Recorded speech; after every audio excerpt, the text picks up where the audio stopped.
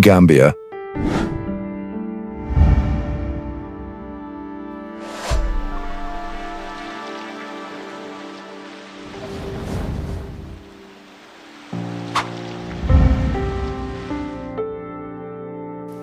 One of Africa's most beautiful countries, hiding a secret so shocking that, well, international tourism boards are desperately trying to keep it buried. In the next minute, you'll discover why the Gambia, known as the Smiling Coast, might not be smiling for the reasons you think, and why this tiny nation is about to change everything you thought you knew about travel, culture,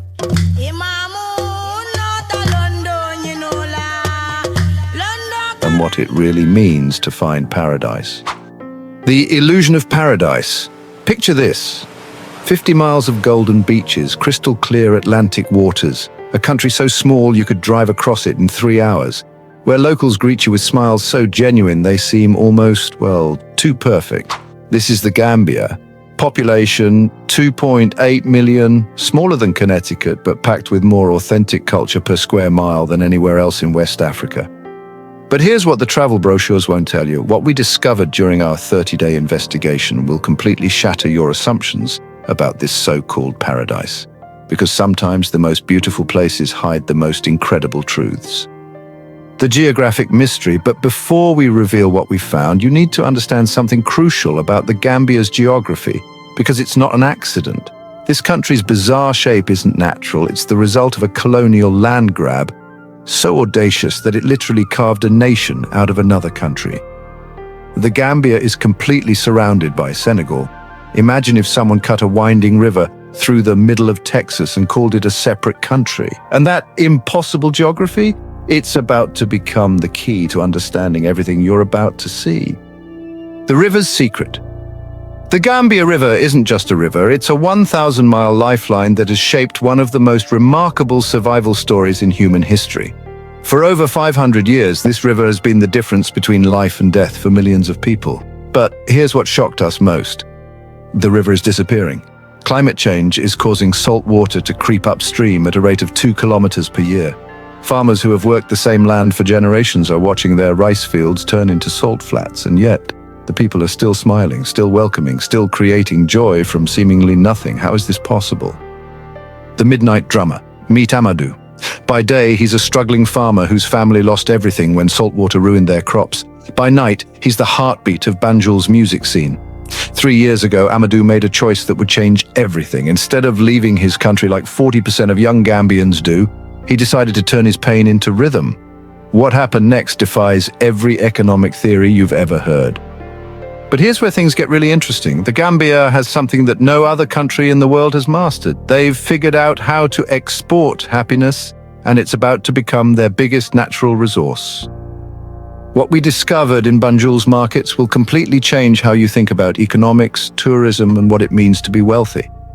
So everyone thinks they know the story, right? Wealthy tourists visit a poor country, spend money, and, well, locals benefit. But honestly, in the Gambia, we found something completely different. The tourism here isn't colonial, it's collaborative, and, it's creating a model that could perhaps revolutionize how the entire world thinks about travel. The Weaver's Revolution. Meet Fatou. She's 28 years old, can't read or write, and has never left her village. She's also about to become internationally famous. Using only traditional techniques passed down through 5 generations, Fatou creates textiles that are now being sold in Paris, fashion boutiques for $500 each. But here's the twist. She's not selling to tourists. She's selling to the world through a cooperative that keeps 95% of profits in local communities. The economic miracle. The Gambia has achieved something economists said was impossible. Tourism that actually reduces poverty instead of increasing it. In the past 5 years, communities along the tourist corridor have seen average family income increase by 340%, school enrollment rise to 98%, maternal mortality dropped by 60%. And all of this happened while preserving, not destroying, traditional culture. The dark truth. But there's something else we discovered, something that explains why this miracle is happening in the Gambia and nowhere else in the world. The reason has to do with a piece of history so controversial that most people don't even know it exists. The historical revelation. This is Kunta Kinte Island, UNESCO World Heritage Site, former slave trading post, the place where an estimated 3 million people were shipped across the Atlantic. But here's what almost no one knows. The Gambia is the only former slave trading nation that has turned its historical trauma into a source of healing, not just for itself, but for the world. The fisherman's promise.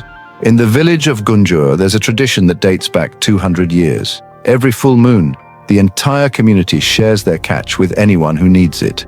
This tradition started during the slave trade, when fishing communities would hide refugees and share their food. Today, it's become a model for community resilience that's being studied by the United Nations. But the real story isn't the tradition itself, it's how this tiny village has become a blueprint for post-conflict healing that's being replicated across Africa. The global connection. What makes the Gambia unique isn't just its history, it's how it's using that history to build something entirely new. They've created what historians are calling healing tourism, travel that helps communities process collective trauma while creating sustainable economic development. The future revelation. But here's the most shocking part. The Gambia is about to become the testing ground for a completely new model of development that could change everything. And what we discovered about their plans will blow your mind. The Gambian government has just announced honestly the most ambitious sustainable development project in African history. They're going to become the first carbon-neutral nation on the continent by 2030. But here's the genius part, they're doing it through tourism. Every visitor actually becomes part of a carbon offset program that funds renewable energy projects in local communities. It's a model so revolutionary that, wow, the World Bank is already planning to replicate it in 20 other countries. Amadou, the drummer, Fatou, the weaver, the fisherman of Gunjur, they're not just preserving their culture, they're actually creating the future. And they're doing it with the same thing that has sustained them for centuries: radical hospitality, creative resilience, and the absolute refusal to let hardship destroy their joy. So, here's the truth about the Gambia that tourism boards don't want you to know. It's not paradise because it's perfect, it's paradise because it's real, because it's a place where people have figured out how to transform suffering into strength, scarcity into abundance, and historical trauma into future hope. The Gambia is smiling not because they have everything, but because they've learned how to create everything they need from what they have. Now I want to know, what's the most surprising thing you learned about the Gambia today? Drop a comment below, I read every single one. And if this changed how you think about travel, culture, or what's possible when communities work together, share this video with someone who needs to see it. Remember, wherever life takes you, home isn't just a place, it's a perspective. Thank you for being part of this journey with us. Your curiosity makes these stories possible. So keep exploring, keep dreaming, and we'll see you in the next adventure right here on Beyond Borders.